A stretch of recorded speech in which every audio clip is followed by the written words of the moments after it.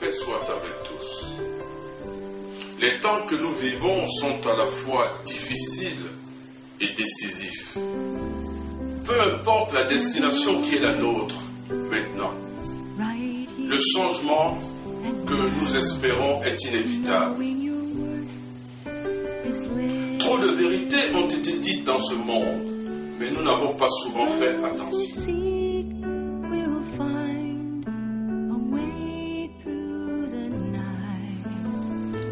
En ce contexte, où par la lumière de la science, par la réflexion de la philosophie, par l'écriture de la poésie, l'homme a réussi à graver l'espoir dans les cœurs. En ces temps où les mathématiques nous donnent à l'avance les statistiques de ce que sera, en ce siècle où les limites de la nature et notre environnement ont été transcendés grâce à l'intelligence, de nouveaux espaces ont été découverts, conquis et domptés. Les planètes sont visitées, des distances réduites grâce à la technologie. Devant nous, le monde entier, là, dans un petit écran d'ordinateur. Quelle merveilleuse avancée. Quelle belle performance pour les hommes. C'est extraordinaire. C'est magnifique. Cela dit, il n'en demeure pas moins, quoi que l'on dise, sur les questions morales, nous avons failli. Nous avons failli. Et c'est de là, justement, que viennent toutes les difficultés et les méchancetés qui enivrent notre société.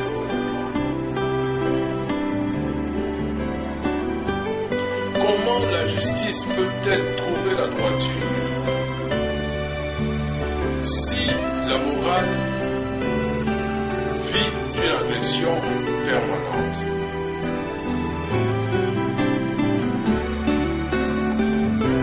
Nos interrogations liées à ces questions se heurtent chaque jour et se meurent chaque nuit sans aucune réponse édifiante. Quel dommage!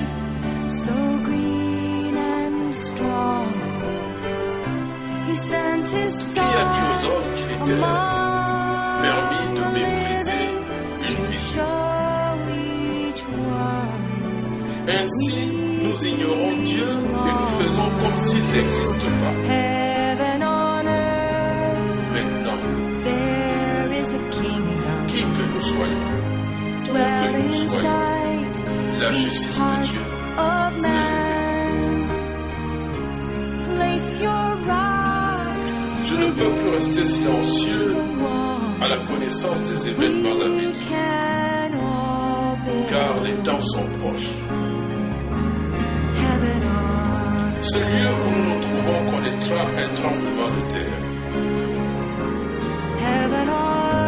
Calculez le temps de l'accomplissement de cette prophétie en mesurant une distance de 500 mètres à partir de là où vous êtes.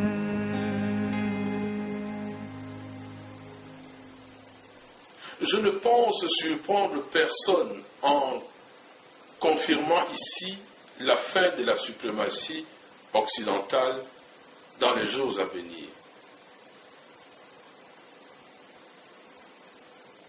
Elle ne se relèvera pas non plus malgré les efforts consentis de la crise financière.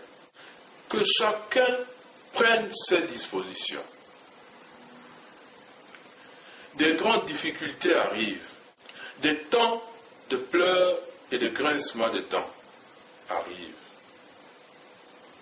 Véritable triste désolation pour les fils des hommes sur la terre. Il est écrit, sages, écoutez mes discours.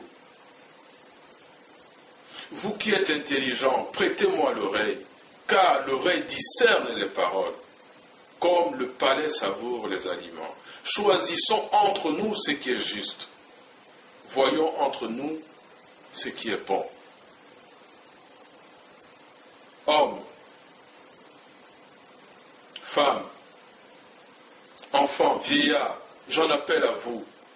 Revenons à la source de la vie. Recherchons l'artiste du rocher dans lequel nous avons été taillés. Recherchons le sage potier des vases qui nous a façonnés. Marchons ensemble, main dans la main, sur le chemin de pureté, de clarté, jusqu'à l'origine du sang fraternel qui coule dans nos veines. Revenons à la lumière de la vie. Retournons à la lumière de la vie.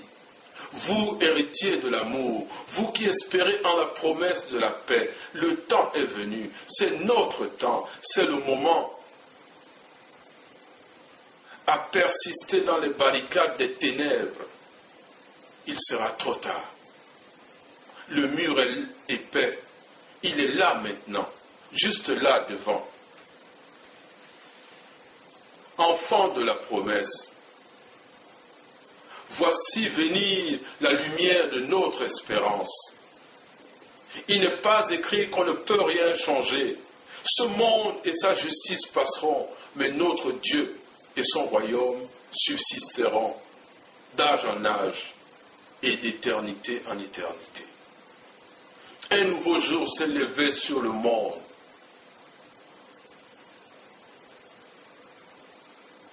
Paix et amour sur toute la terre. Que Dieu vous bénisse.